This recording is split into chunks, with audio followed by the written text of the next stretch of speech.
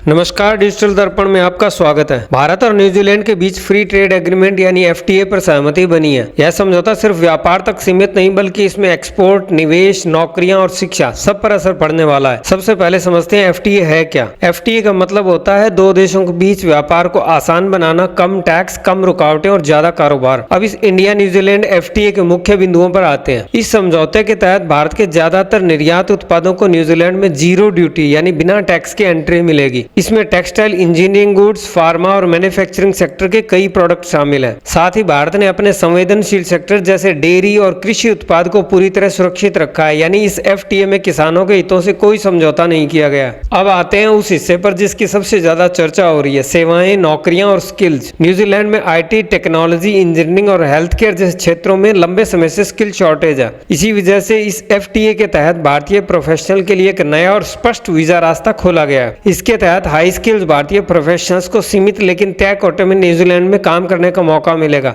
खासतौर पर आईटी और साइंस टेक्नोलॉजी सेक्टर के लिए इसे एक अहम बदलाव माना जा रहा है। अब इसी से जुड़ा एक बड़ा बदलाव छात्रों के लिए भी है। एफटीए से पहले न्यूजीलैंड में पढ़ाई पूरी करने के बाद काम करने की अनुमति पूरी तरह कोर्स और इमिग्रेशन नियमों पर निर्भर करती थी। कई साइंस टेक्नोलॉजी छात्रों को सीमित समय के लिए पोस्ट स्टडी वर्क वीजा मिलता था और नियमों में बदलाव की वजह से भविष्य को लेकर अनिश्चितता बनी रहती थी। एफटीए के बाद यह स्थिति बदलेगी। अब साइंस टेक्नोलॉजी विषयों में पढ़ाई करने वाले छात्रों के लिए पोस्ट स्टडी वर्क का रास्ता ज्यादा साफ और तय कर दिया गया है। बैचलर और मास्टर डिग्री के बाद 3 साल तक और पीएचडी करने वाले छात्रों को 4 साल तक काम करने की अनुमति मिलेगी।